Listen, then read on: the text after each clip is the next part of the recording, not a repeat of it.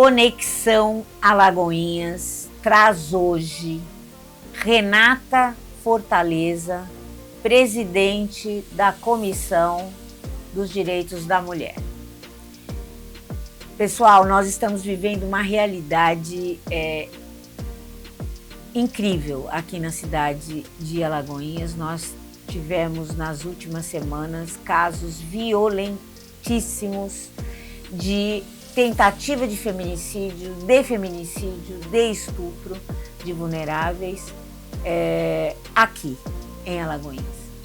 O ano passado, em outubro do ano passado, foi realizada uma reunião imensa lá no Hotel Absolar, onde todas as instituições estiveram presentes, e se constatou e se falou num número de 17% de aumento de violências contra a mulher comparado com o ano passado.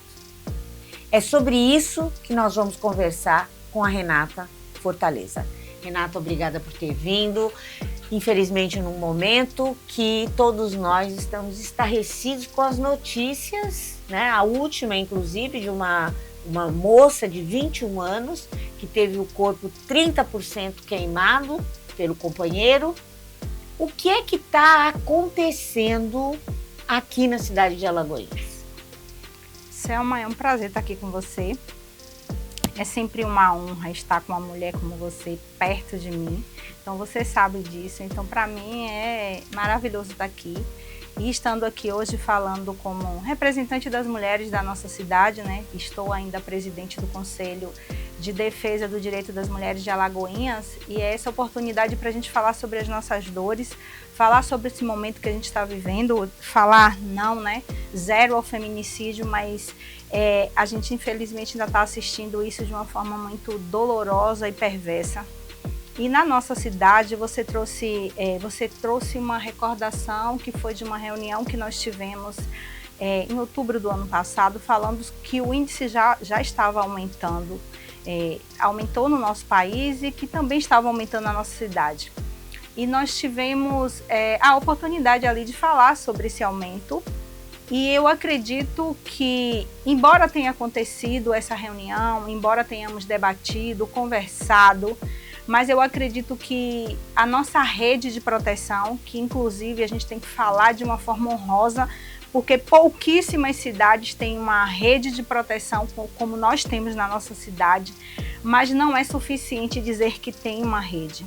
Essa rede ela precisa ser fortalecida diariamente, para que a gente possa perceber os índices diminuindo. Então, se os índices aumentam, se os números aumentam, se a situação ainda continua dessa forma, eu consigo entender, Selma, que hoje existe uma fragilidade ainda na nossa rede. Eu acho que a gente precisa pensar em como está detalhadamente cada órgão da nossa rede, como é que a gente pode fortalecer essa rede, como é que a rede governamental, como é que a sociedade começa a perceber a importância da existência de uma rede de proteção. E de que forma essa sociedade, assistindo todas essas tragédias, assistindo esse índice tão alto de violência, tem cobrado o crescimento e o fortalecimento da nossa rede. Às vezes a sociedade age como se tanto faz, não bateu na minha porta, só que a gente nunca sabe quem vai ser a próxima, a gente não sabe qual a porta que o feminicídio vai bater amanhã. Então a sociedade precisa compreender a importância de conhecer a rede e de provocar o fortalecimento dessa rede. Pegando um gancho aí na questão da rede, vamos dar nomes, né? Quais são as pessoas, os atores que fazem parte dessa rede? Hoje nós temos, em prioridade, a gente fala do Ministério Público, né? A gente tem hoje um Ministério Público muito atuante nessa área na nossa cidade. A gente não tem como negar que o Ministério Público aqui, ele é atuante, ele está nos chamando, ele está assistindo, o promotor está ali diariamente em grupo de WhatsApp, conversando com a gente, chamando para câmaras temáticas.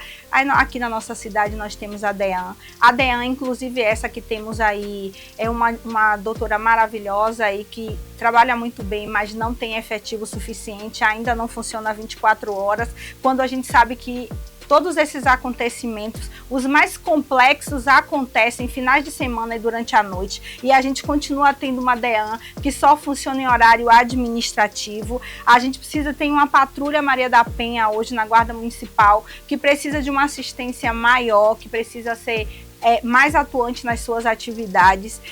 Inclusive, aí hoje a gente fala sobre o conselho, eu estou aqui, presidente do conselho, para cobrar, para falar sobre isso aí.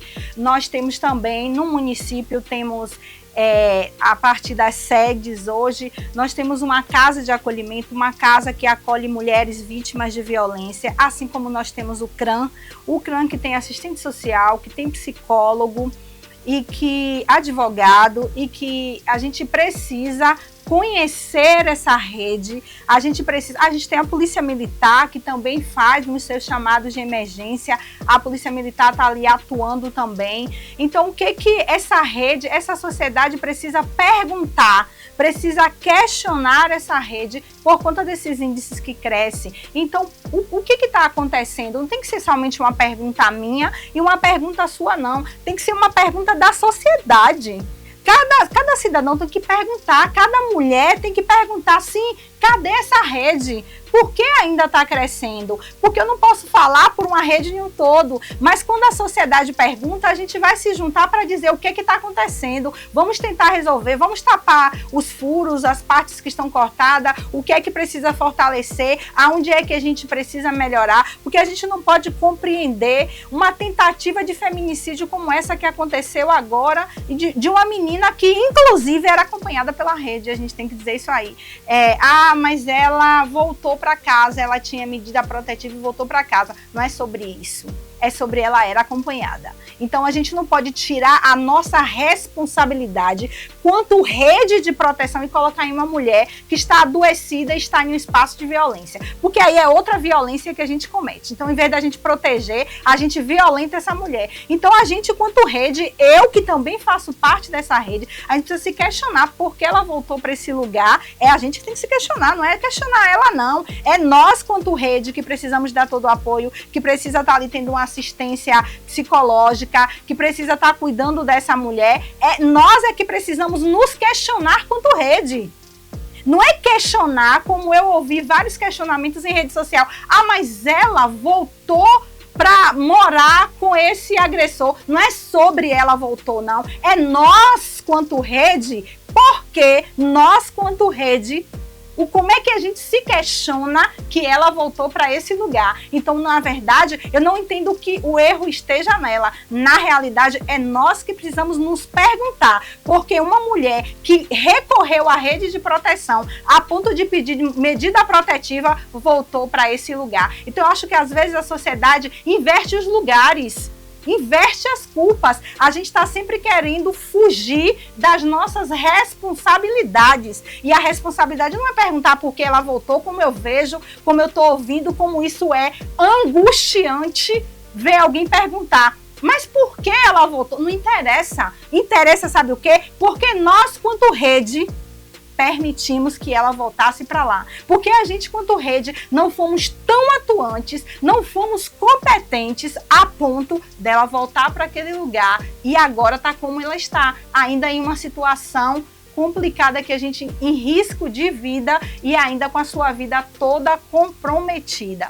Então, esse é o meu questionamento aqui. E eu não estou falando de ninguém, eu estou falando de mim. Eu sou essa rede.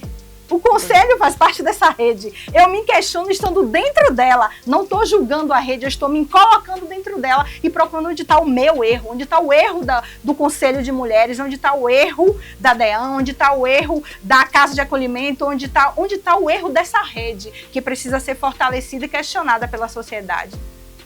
Perfeito. Agora, eu me lembro também, nesta reunião da qual eu também participei, enquanto da Comissão da Mulher da OAB, né, subseção Alagoinhas, eu me lembro que na época eu fiz um questionamento, quer dizer, na verdade não foi nem um questionamento, né, foi um posicionamento, uma pergunta também, né, dos dados, né, dados. O que eu sinto falta, não só no setor da rede, mas de uma forma geral na cidade, falta de dados, números. falta desse rastreamento, né? Dessa procura, né? Das medidas protetivas, do que acontece com essa mulher. Quer dizer, números. E na época eu me lembro que eu falei assim, gente, sem números não é possível, sem dados concretos, né, reais. Onde é que está acontecendo essa violência? Quais são os bairros? Quais são as regiões? Por que acontece? Quem é esse homem? Quem é essa mulher? Quem é essa família? Né? Porque isso também determina. Eu me lembro que nós questionamos isso hoje, né? Hoje. Nós temos, o que nós temos em dados com relação a isso na cidade de Alagoinhas? Olha, hoje eu não vou saber te dizer, porque para mim eu não escuto mais falar sobre isso, mas dentro dessa rede eu tenho que parabenizar em relação à pergunta que você me fez, a Polícia Militar, porque era a única que se preocupava. Hoje eu não sei como é que está acontecendo lá no 4º Batalhão, mas o 4º Batalhão sempre foi quem esteve preocupado com essa estatística, porque sempre que a gente fazia, que a gente solicitava, o 4º Batalhão ele sempre tinha para dizer para a gente as localidades, os horários, o índice, era quem dava para a gente mais essa ideia de número, mas eu realmente ainda acho que estamos pecando e a gente não consegue resolver um problema sem números, como você falou. Sem estatística real, sem números, sem comprovação. A gente não consegue recursos, a gente não prova nada e a gente fica sempre muito vazio e muito no ar, muito na teoria. E você acha que isso pode ser mudado? Porque, veja bem, você faz parte, né, da rede, a OAB também faz parte da rede, né? Sim. Mas essas partes mais atuantes, mais direta, né, com as vítimas, com as pessoas que são cuidadas, existe algum norte para isso, para que isso seja construído? Há uma busca por isso, para que isso aconteça? Já se pensa, né? Inclusive vou citar, porque ela trouxe isso aí, foi a vereadora Jussi. Ela chegou a falar sobre a questão de ser criado um laboratório. A gente utilizar até as faculdades e a gente precisa criar esse laboratório para que a gente tenha realmente a comprovação de dados, para a gente trabalhar em cima dessa comprovação de dados. Mas assim, quando a gente pensa nessa ideia, eu realmente ainda me questiono sobre a veracidade dos índices que são colocados hoje nessa atuação que a gente está vendo, porque a gente precisa de comprovação. Estamos realmente sendo efetivos no nosso trabalho? Estamos realmente fazendo o nosso trabalho? Porque eu não acredito que uma rede forte chega no índice que nós estamos. Eu posso falar isso. Eu posso falar isso com precisão, eu posso falar isso com propriedade e posso falar isso com experiência de atuação. Porque eu não entrei no conselho nem nas trincheiras de luta pelo direito das mulheres ontem e nem hoje. Eu atuo nesse espaço há muitos anos. Eu atuo nesse espaço podendo falar para você com comprovação de que estávamos em um evento discutindo exatamente sobre isso. A primeira patrulha Maria da Penha, feita pela Guarda Municipal da Bahia, foi um projeto que saiu da nossa cidade e tem meu nome. Então eu posso falar sobre isso. Nesse período da rede, onde nós tivemos aqui um momento onde a nossa rede era muito forte na cidade. E essa cidade serviu de referência para outras cidades, serviu de referência para estados, serviu de referência para as cidades que construíram o Conselho de Mulheres, que iniciou também com a vereadora. E aí a gente teve a oportunidade de descobrir, de saber o que é uma rede fortalecida. Por isso que hoje eu trago esse questionamento, porque eu tenho parâmetro para discutir. Eu tenho parâmetro para dizer, já tivemos na nossa cidade uma rede forte que buscava, que corria, que ia atrás e que trazia confiança para as mulheres.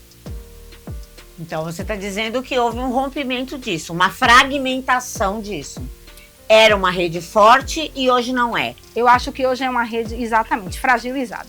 E assim eu falo, talvez eu seja questionado o tempo inteiro e alguém vai dizer assim, mas você não pode falar isso aí, porque você falando isso aí, as pessoas não vão recorrer à rede, não. Eu acho que a gente tem que recorrer a uma rede que a gente tem segurança. Eu acho que a violência doméstica, ela é muito complexa, ela é muito delicada, ela não é uma violência que a gente vê falar como qualquer outro tipo de violência urbana. A violência doméstica, ela traz uma complexidade muito maior, porque eu não posso te incentivar a procurar ajuda e não te dar apoio na rede, porque se eu te incentivo, você precisa procurar ajuda, e você procura ajuda e essa rede não te acolhe, ao invés de eu te ajudar, eu te coloquei em uma linha de risco maior do que a que você estava anteriormente. Então a gente precisa falar de violência doméstica com muita seriedade. Tem que ser sério.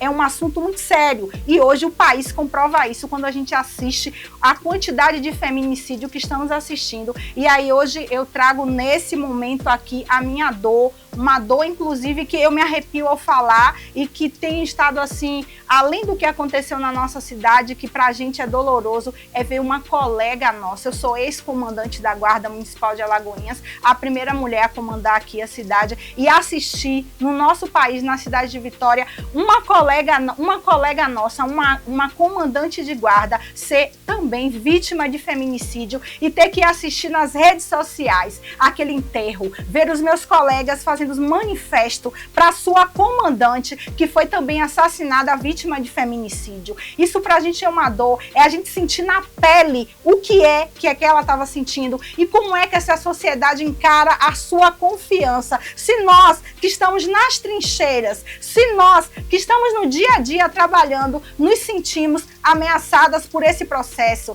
então a gente pede socorro, então a gente pergunta e a gente questiona, e esse é o momento da gente perguntar e da gente questionar, porque eu acredito que diante dos feminicídios que nós assistimos nos últimos dias, você e todas as mulheres aqui, a gente se pergunta qual o meu lugar de segurança hoje, aonde está a minha segurança. E eu falei isso em outra entrevista e falo de novo aqui, como é que todos nós sabemos, quanto mulher, que o nosso lar, a nossa casa é o lugar que nos traz mais segurança, é onde a gente se sente seguro, e hoje se tornou um lugar de risco e de violência. E aí a gente volta e ouve falar que hoje 37% das violências estão acontecendo dentro das igrejas, e aí a gente vai e pergunta, mas é na igreja que a gente tem que sentir segurança? Então a gente está dentro de casa, não tem segurança, a gente vai para a igreja, que deveria ser o lugar que nos acolhe, a gente não tem segurança, a gente se pergunta, e agora?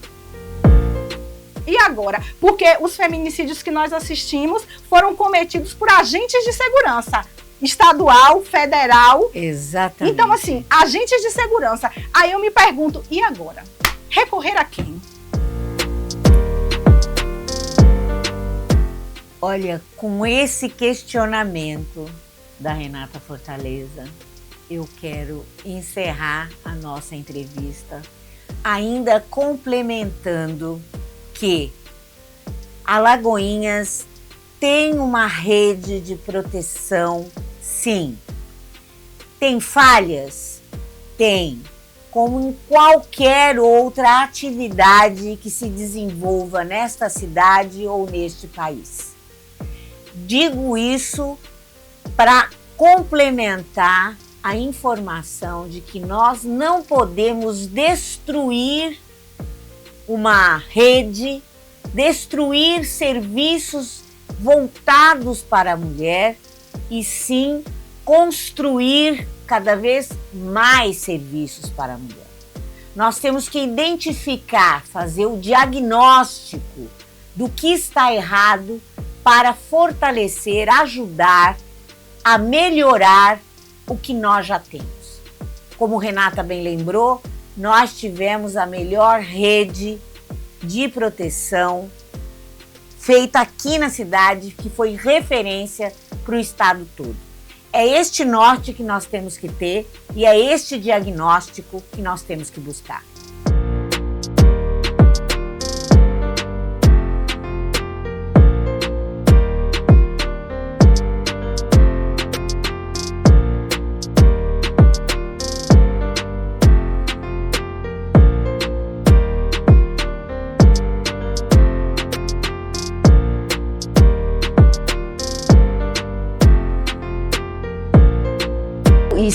estamos aqui hoje para continuar a nossa fala sobre violências cometidas contra as mulheres.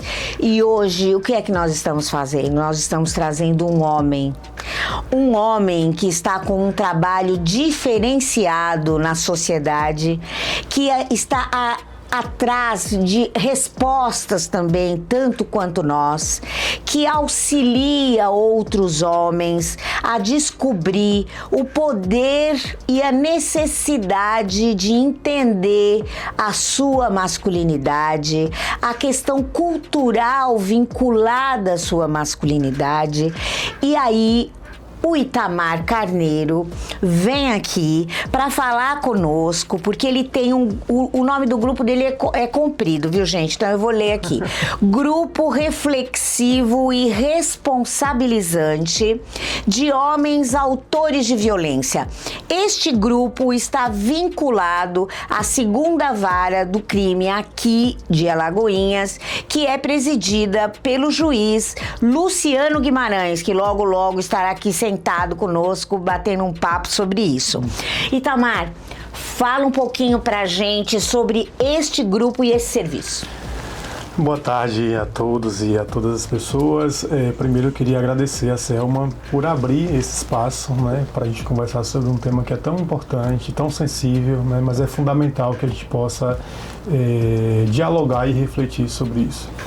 O Grupo Reflexivo e Responsabilizante de Homens Autores de Violência, ele é uma demanda da sociedade, né, que grita e luta pela defesa da mulher e por reduzir o impacto da violência nessas mulheres e também meninas.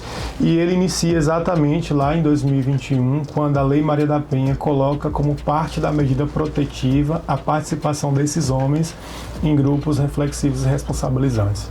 Então a gente tem nesse primeiro momento o Dr. Luciano, né, da 2ª Vara Crime, que demanda da instituição de ensino, a Faculdade Santíssimo Sacramento, um projeto que pudesse acolher esses homens. Na época eu era professor de uma disciplina chamada Dinâmica de Grupo e Relações Humanas, e aí então encampei um projeto de extensão onde os estudantes facilitavam esse trabalho com esses homens, e esse grupo ele foi tomando uma proporção muito grande, porque a quantidade de homens que cometiam violência contra as mulheres era e ainda é muito grande, não só na nossa cidade, como no estado da Bahia e no Brasil como um todo. E aí nós precisamos ampliar esse espaço, porque na época nós atendíamos em média 15 a 20 homens, esse grupo foi crescendo e teve um momento que a gente tinha 30, 35 homens, e aí nós não tínhamos salas, né, suficiente para atender esses homens. Então é um trabalho que tem sido feito, um trabalho de formiguinha, que tem sido feito com muito cuidado e muita responsabilidade, mas que nós já conseguimos, nesse pouco tempo que a gente está trabalhando, nós conseguimos pelo menos 4 reconhecimentos nacional, né? O Conselho Nacional de Justiça, o Ministério da Saúde, a própria ONU, o UNFPA reconheceu o nosso trabalho como um trabalho de grande impacto na sociedade, e agora, mais recente, um reconhecimento internacional da Brasil Confere-se, né, que traz esse trabalho nosso como um trabalho de grande fator de impacto social aqui no Brasil. Olha, gente, é recente a adesão, né, de vários movimentos capitaneados por mulheres, da necessidade de nós trazermos os homens para esse debate.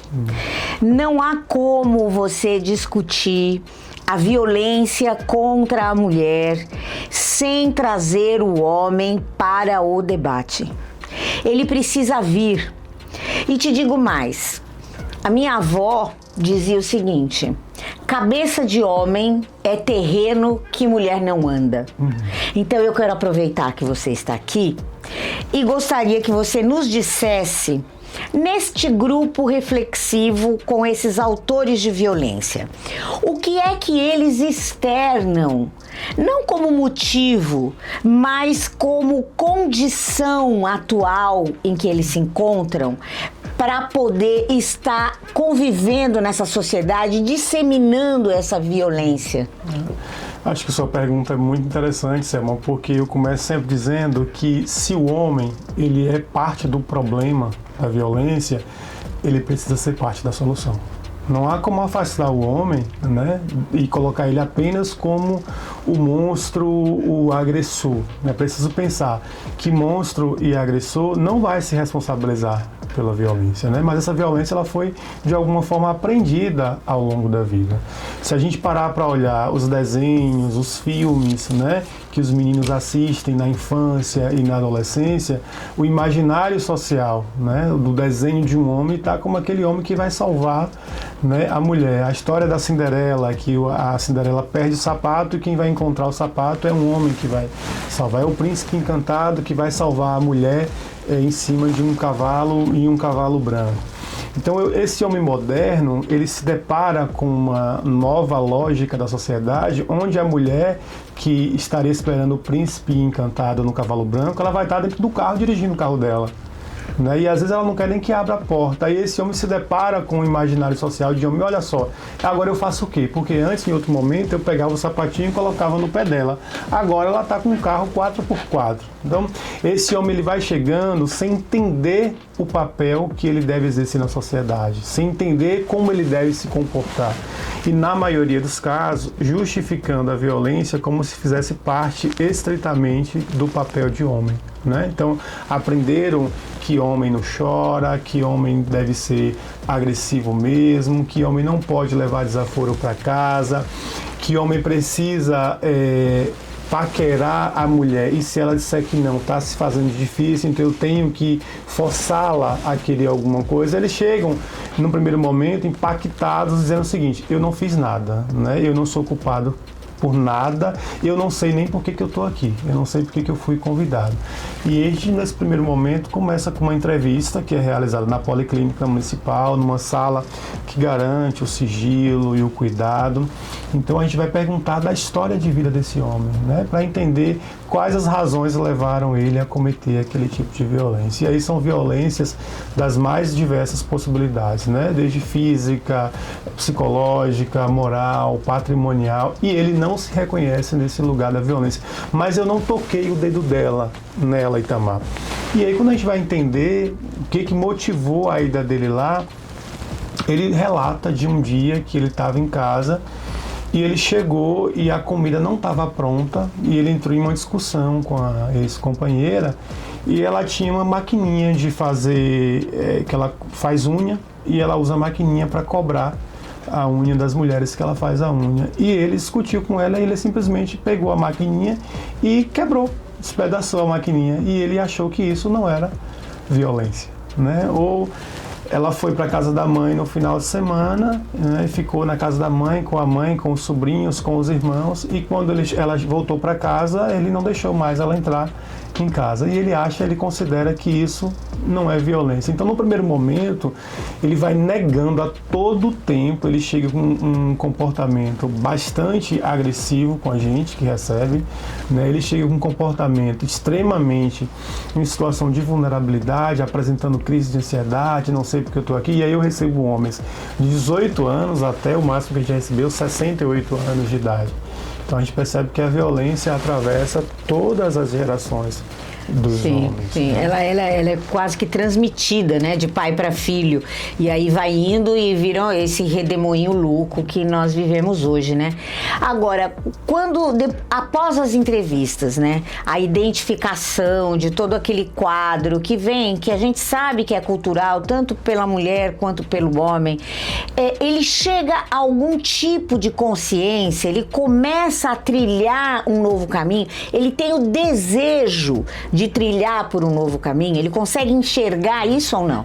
No primeiro momento, não. Né? O primeiro momento é esse momento de reatividade, de negação total. Ele chega envergonhado, né? Nesse primeiro acolhimento que a gente faz. E aí a gente avalia a possibilidade de ter mais uns 2 ou 3 encontros individualmente, né? Para ter a oportunidade dele falar sobre isso, porque na grande maioria dos casos, eles tiveram a medida protetiva de urgência, mas eles nunca foram ouvidos, nem pela delegacia e nem pelo juiz.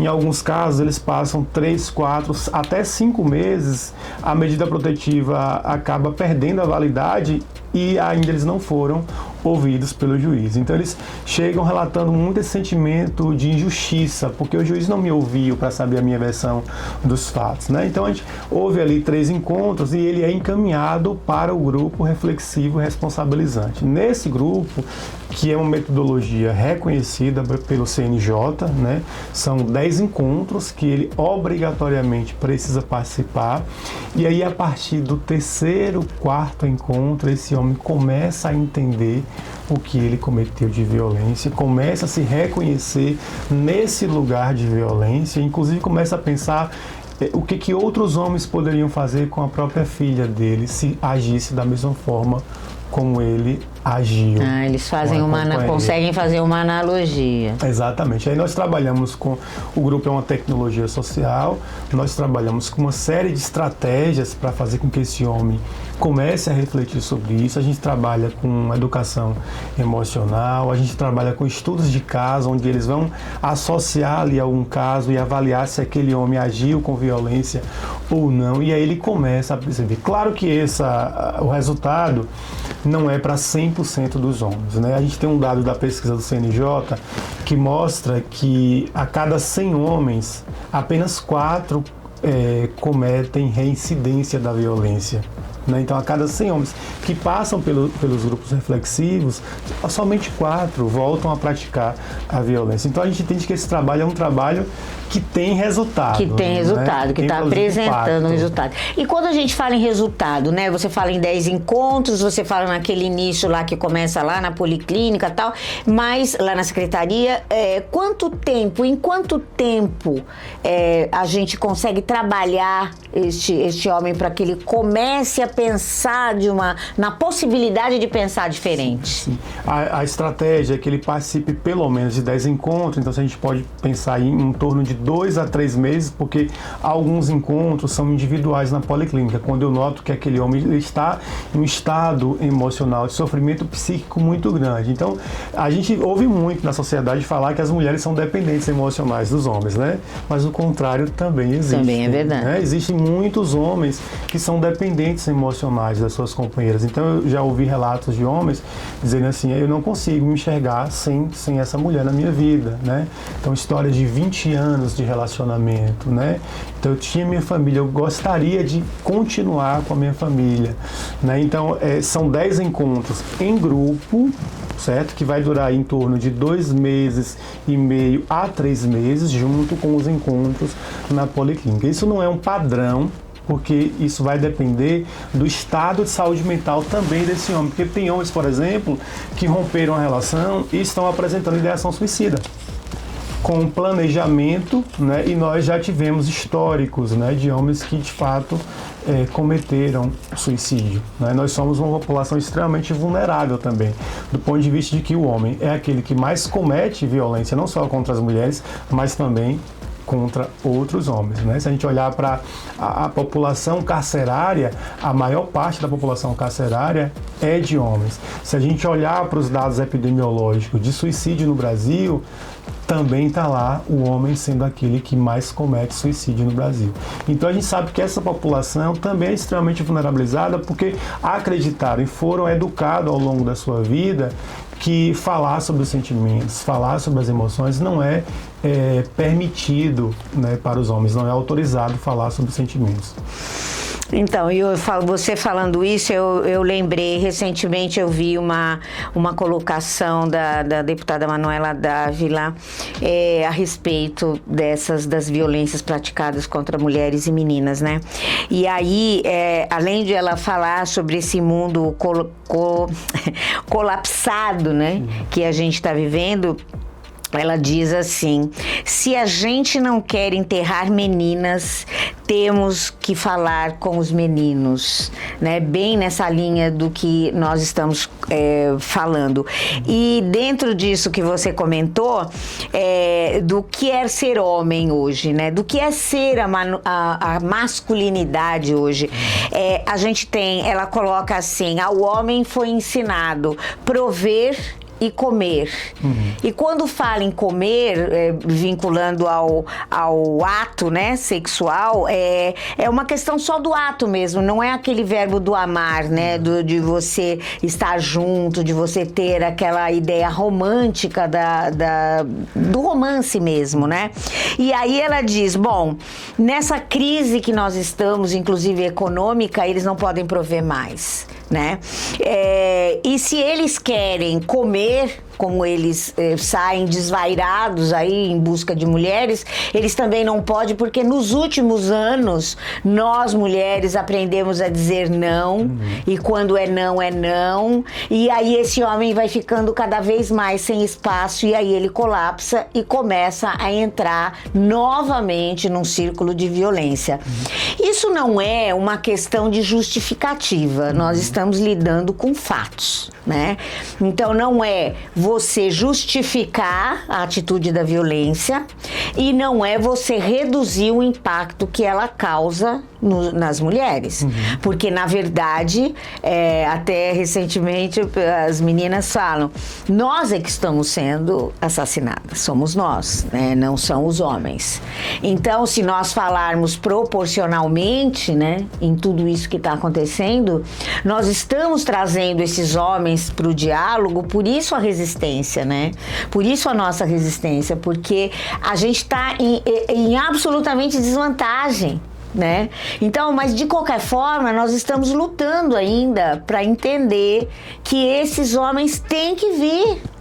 E a gente está tentando trazer, né? Então, esses grupos reflexivos, você acha que ele deve se espalhar Brasil afora? Como é que poderia se crescer este movimento? Acho que é uma excelente pergunta. Eu tenho dito que a Lei Maria da Penha, ela não vai conseguir dar conta da redução da violência puramente, né? Se o Dr. Luciano for ficar... Cada dia que passa, Alagoinhas é uma cidade que tem um número altíssimo de violência contra a mulher, né? Então, não dá para a gente ficar aplicando a lei sem fazer um trabalho de prevenção dessa violência. Então, hoje no Brasil, os grupos reflexivos têm se espalhado por várias comarcas, por várias cidades, vários estados têm implementado leis obrigando, né, que o recurso público seja destinado para essa atividade. Já ficou entendido que há um movimento no Brasil, porque atualmente o CNJ fez um levantamento e a gente tem aproximadamente 500 grupos reflexivos espalhados pelo Brasil, né? Isso é uma coisa, um dado muito interessante, é um dado muito importante para a nossa sociedade, porque nós entendemos que o homem tem que ser parte da solução, né? O homem moderno, ele está em crise identitária, ele não sabe mais como se comportar, porque a mulher conseguiu alcançar postos de trabalho, de liderança, que antes ela não alcançava, né? E isso não justifica, porque o homem que antes ele não via a mulher nesses postos de trabalho, agora ele precisa acostumar a ver. Agora ele precisa aprender a ver, porque em um outro momento foi negado a ele essa possibilidade de ver a mulher, por exemplo, gerenciando ele, liderando ele, né? Então, historicamente, esse lugar foi negado à mulher e foi sempre garantido para o homem, né? O fato disso é que nós temos uma história no Brasil de uma única mulher que foi presidente da República, né? Então acho que isso é importante a gente pensar que é um marcador histórico, não dá para negar esse dado. A outra questão que eu acho que você levanta, que é sobre os homens não se sentirem como se eles pudessem amar, porque a ideia do homem, do provedor e daquele que poderia se relacionar fora das suas relações, seja relações de namoro ou de casamento, por muito tempo isso foi também entendido pelas mulheres como se fosse algo natural. Quantas mães e quantas mulheres, né, não começaram nas suas relações transgeracionais com seus filhos, é assim mesmo, os homens são assim, né, eles precisam ser cultural, assim. Cultural, né? Então, a gente trabalha com esse livro da Bell Hooks, que se chama A Vontade de Mudar, Homens, Masculinidades e Amor.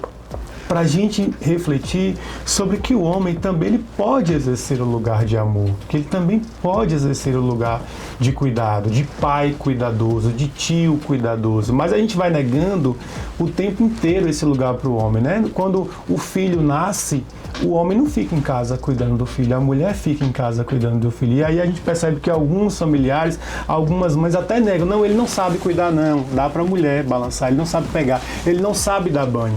Então o homem também vai ocupando esse lugar de não saber, de não posso chorar, né? De que o meu trabalho é de trazer a comida para casa, o meu trabalho é de pagar o aluguel, né?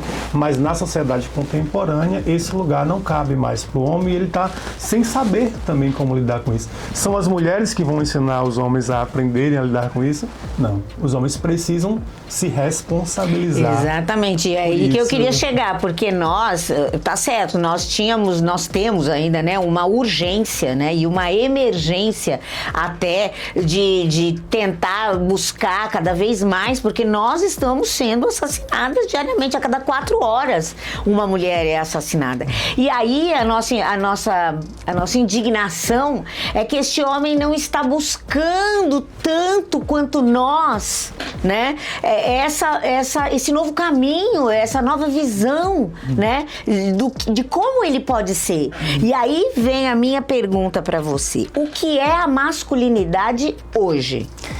Interessante, eu trouxe até um livro aqui do Tahiti, porque ele vai falar exatamente sobre a necessidade desse homem virar homem, né? Virar homem é uma ideia que o Gustavo vai trazer de que o homem do século passado, ele já não cabe mais nessa sociedade atual. Ele vai precisar se reinventar. Ele vai precisar aceitar que ele também pode e deve cuidar dos filhos. Ele vai precisar aprender que a mulher também pode ganhar salários maiores do que ele, que a mulher também pode ser a provedora do lar. Então, o homem da sociedade atual, ele vai precisar sim se reinventar, ele vai precisar olhar para ele mesmo, né? As mulheres não precisam curar as feridas dos homens, eles precisam buscar a terapia deles, eles precisam buscar. Outro dia eu estava com um dos participantes e eu pedi o cartão do SUS dele, porque a gente precisa registrar isso no prontuário, e ele diz: o meu cartão do SUS está com a minha companheira. Né? E eu pergunto, por que o cartão do SUS está com a sua companheira? Aí ele traz, porque é ela que cuida das minhas questões de saúde. Então é a mulher novamente sendo responsável, cuidadora novamente desse homem. E aí, acho que é uma coisa interessante, que é histórico, que o trabalho com os homens no Brasil foi iniciado por mulheres. Então, as mulheres novamente protagonizando o lugar dos homens de transformação. E aí a gente vai caminhando um pouquinho mais, essas mulheres foram muito criticadas, né? Um grupo de feministas, né, que acharam que as mulheres não deveriam se responsabilizar por esse processo. Mas um grupo de feministas mais progressistas entendiam que, sem a participação dos homens, a violência não ia diminuir e não vai diminuir. A lei existe aí, né, no Brasil, mas ela não está diminuindo a curva, né, de casos de violência. O que a gente vai fazer então? Né? E aí a gente precisa trabalhar com os meninos, com as crianças e com os adolescentes. Nós temos um projeto agora, em planejamento já, para trabalhar com esses meninos nas escolas, para construir novas identidades masculinas. Né? Para que esses meninos eles possam crescer entendendo que o homem também pode falar, que o homem também pode sofrer, e que não cabe ao homem apenas o lugar de prover, né? Que não cabe ao homem apenas o lugar de quem exerce a agressão, né? E isso dentro da própria família, se a gente for perceber, os dados do Anuário de Segurança Pública mostram que quem mais comete violência contra a criança em casa é a mulher e não o homem. Mas do lado contrário, quem mais comete violência contra a mulher é o homem. É o homem. Né? Então a gente precisa equalizar isso e aí trabalhar com os adolescentes, Nós estamos vivendo um momento muito delicado na nossa sociedade, que é o número de influenciadores digitais, né, disseminando o ódio às mulheres, a misoginia. Por isso a gente precisa estar muito atento com o jovem, com o adolescente que está esse movimento Red Pill, né? O movimento Red Pill que tem crescido muito e a gente tem visto, se a gente abrir agora uma rede social como o Instagram, a gente vai ver pessoas, influenciadores digitais que estão disseminando ódio com mais de 1 milhão de seguidores. né? E que talvez os filhos das pessoas que estão em casa nos ouvindo pode estar seguindo essas pessoas no Instagram ou no YouTube. Então, é preciso uma mudança de comportamento, né? E a via, de fato, tem que ser a via da educação para que a gente possa conseguir transformar esses meninos. O que a gente tem ainda percebido muito, e a gente sabe que é um processo, né? Quando a gente pensa numa sociedade que está colapsada, e é a sociedade mesmo, de uma forma geral, né? Recentemente também eu vi um outro pesquisador, sociólogo, dizendo assim, bom, é o seguinte, pega o feminismo, pega o feminino, como é que é? O feminino e o masculino, joga tudo no lixo, e o negócio é o seguinte, são seres humanos, nós somos seres humanos, nós precisamos parar de nos categorizar, né? Quer dizer, nós temos, na verdade, uma infinidade de discursos que tenta aplacar a nossa indignação. Este é o momento em que nós estamos vivendo. Quando nós falamos só em sociedade, né, dessa questão do feminicídio, da masculinidade, do feminismo, nós também temos que lembrar que o mundo está em colapso, onde as guerras químicas já começaram a ser deflagradas. Então, quer dizer, nós estamos numa deterioração do ser humano como um todo. E o que a gente está buscando são respostas, são caminhos. E aí a gente também não pode negar os caminhos que nos apresentam. Então, eu acho que é isso que deve acontecer. Uma outra coisa que me chamou a atenção essa semana foi nós temos aí vagões, os vagões de trem específicos para mulheres. A matéria falava Bahia, São Paulo e Rio de Janeiro. E aí mostraram o do Rio de Janeiro, o fiscal entrando e tirando os homens de dentro do vagão.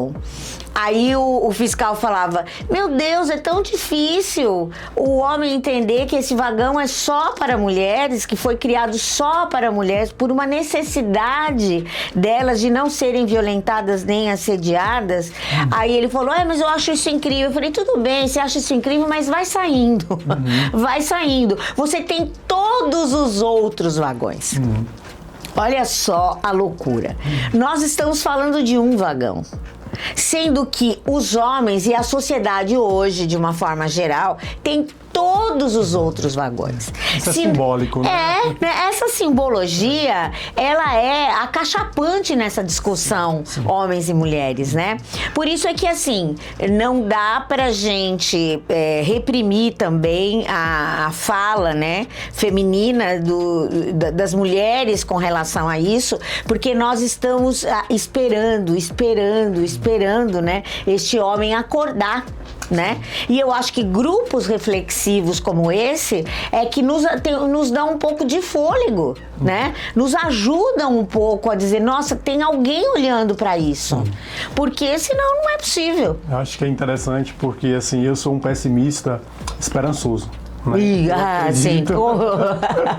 Ariano, um perfeito ariano. Para dizer que, assim, o cenário é um cenário crítico, né? De um colapso, realmente. A gente fica triste quando a gente vê a notícia daquela que aconteceu em Copacabana a semana passada, assim, trouxe um impacto profundo para nossa sociedade, mas a gente acredita que esse trabalho, por outro lado, pode transformar. E a gente precisa de pais, de mães, da escola, dos diretores, né, de médicos pediatras, de todas as equipes multiprofissionais, para que elas possam amparar esse discurso, né, e defender isso com veemência, né? Em uma consulta no ginecologista, no pediatra, dá para falar sobre isso. O professor é um grande aliado nessa estratégia. A gente precisa transformar. E aí eu trago como um resultado disso essa experiência nos grupos, onde alguns homens, eles já completaram já cumpriram os 10 encontros que eles precisavam cumprir, né, dentro da medida protetiva. E mesmo assim, eles pedem, então, eu posso continuar frequentando o grupo, porque isso foi muito importante para mim. Então eu ouço relatos, por exemplo, dizendo assim, a minha mãe, mês passado, conversou comigo e me falou que eu estava diferente, que eu estava mais cuidadoso com meu filho, né, que eu aprendi a não gritar com meu filho. Então a gente ouve relatos, por exemplo, de homens que são caminhoneiros que começaram a utilizar estratégias de cuidado para a saúde mental no trânsito, né, nas vias. Então a gente trabalha com práticas de meditação dentro desses grupos. A gente trabalha com muitas estratégias que fazem com que esses homens repensem a sua posição de homem na sociedade e muito mais de entender, olha, eu não sabia, Itamar, que pegar o telefone da minha namorada ou da minha ex-companheira e olhar com quem ela conversa no Instagram e no WhatsApp era uma forma de violência. Né? Então eles estão aprendendo também novas estratégias e perceber que não dá para controlar a vida do outro o tempo todo. Se você quer se manter numa relação, é preciso fazer acordos muito bem estabelecidos, né? E aí a hora que esses acordos não são estabelecidos, ou seja, aquilo que não foi dito como parte daquela relação, seja por manter uma relação conjugal apenas com aquela companheira, seja porque ela foi para uma festa ou porque você foi para uma festa e isso gerou um atrito, né? Naquele momento que o atrito chega, como é que eu vou lidar com esse comportamento? E aí, na grande maioria das vezes, os homens não têm repertórios para manter um diálogo como nós estamos mantendo aqui. Né? E aí o que vale é o grito, o que vale é a ameaça, o que vale é a força. Então eu vou olhar com quem você está indo para o trabalho, com quem você está voltando, por que você está usando essa maquiagem, por que você está botando batom para ir trabalhar, por que você usou esse perfume, por que você está indo tão cheirosa pro trabalho. Então os homens começam a questionar essas posições. E aí acho que é interessante dizer, nós temos uma estratégia lá que é trabalhar com a caixa preta dos homens. A caixa preta é em analogia à caixa preta do avião, né? Que quando cai, fica com o segredo, né, desse avião. Então a gente faz um comparativo de que todo homem possui uma caixa preta onde ele esconde ali, né, uma grande parte da sua identidade como homem. E aí quando a gente começa a puxar quais são as características que aparecem dentro dessa caixa preta, estão exatamente relacionadas com esse homem que é viril, que é provedor, que é agressivo, que é controlador, né? E a gente vai tentar desconstruir essas características, mostrando que tem homens que não são assim, que é possível ser um homem mais sensível, que é possível ser um homem, buscar um médico psiquiatra, buscar um psicólogo, se você não está lidando com as suas próprias feridas. Claro que a gente não pode negar a história do patriarcado e do machismo que constituem esses homens. Mas a gente tem também histórias, por exemplo, eu estou fazendo a minha pesquisa de doutorado ouvindo também esses homens. E mais de 90% dos homens que cometem ou cometeram violência contra as mulheres ou foram vítimas de violência sexual, vítimas de violência física ou presenciaram a violência dentro do próprio seio familiar do pai contra a mãe. Ou seja, o que a gente conclui com isso é que a violência ela está dentro da estrutura da nossa sociedade e nós estamos vendo as pessoas reproduzirem, né, de uma forma transgeracional, passando de pai para filho esse modelo de violência. Do outro lado, a gente tem também as mulheres que presenciaram cenas de violência doméstica do pai contra a mãe e naturalizaram a violência. Então elas vão para as relações delas e elas acham que se a minha mãe sofreu, vivenciou um abuso, um relacionamento abusivo, um relacionamento controlador, então tá tudo bem que eu também fique nessa relação, né? Olha, Itamar, é conversa para para muito mais que um programa, né? Eu costumo dizer assim que nós estamos numa sociedade em movimento constante. Sim. E que apesar de nós estarmos no meio do furacão, porque eu costumo dizer que neste colapso todo é o furacão mesmo, nós chegamos já no nosso limite, né? No nosso limite. Nós estamos no nosso limite enquanto sociedade, né? Tanto ambiental quanto psicológica, nós estamos no limite. Então, nós ainda estamos lutando. né? Nós ainda estamos lutando para tentar sobreviver nessa sociedade que é uma selva, propriamente dito. Sim. Então eu quero aqui dizer para vocês o seguinte, eu vou propor, aliás, já propus, né? Ele ainda não me respondeu totalmente, eu já propus aqui para o Itamar uma roda de conversa agora de homens, vamos falar com os homens o que é que está acontecendo, vou devolver a todos eles a pergunta, o que é a sua masculinidade hoje? O que você acredita ser a sua masculinidade hoje? Nós teremos sobre as mulheres, roda de mulheres, que nós vamos apresentar agora no dia 16 de março, e depois nós faremos uma rodada com os homens. Vai ser muito interessante, porque é importante que a sociedade olhe para isso com consciência e sabendo que nós precisamos mudar este cenário. Itamar, muito obrigado pela sua participação. Quero trazê-lo novamente aqui para conversar com a gente e trazer mais números, mais histórias, para que a gente possa aumentar esse caldo aí a favor, né, da sociedade. Muito obrigada. Eu queria também agradecer a Selma, né, mais uma vez, por abrir esse espaço aqui para a gente conversar sobre esse tema. A gente não está trazendo respostas prontas, mas a gente sabe que esse é um ponto de reflexão, né? E queria convidar outros homens que estejam dispostos a serem aliados, né, dessa causa, para que a gente possa abrir as portas da igreja. A igreja é uma instituição importantíssima e dentro da igreja tanto tem homem justificando a sua violência por passagens bíblicas, quanto tem mulheres, Selmas. Tem agora um livro publicado recente com uma pesquisadora que se chama O Grito de Eva, que ela traz exatamente o discurso da mulher justificando estar numa relação da violência porque um líder religioso justificou através de uma passagem bíblica. Então, abrir as portas das empresas, das escolas, para que a gente possa abrir esse diálogo de peito aberto mesmo, né? Que a gente possa conversar sobre isso com responsabilidade técnica, mas sobretudo com responsabilidade ética e humana. Obrigado mais uma vez.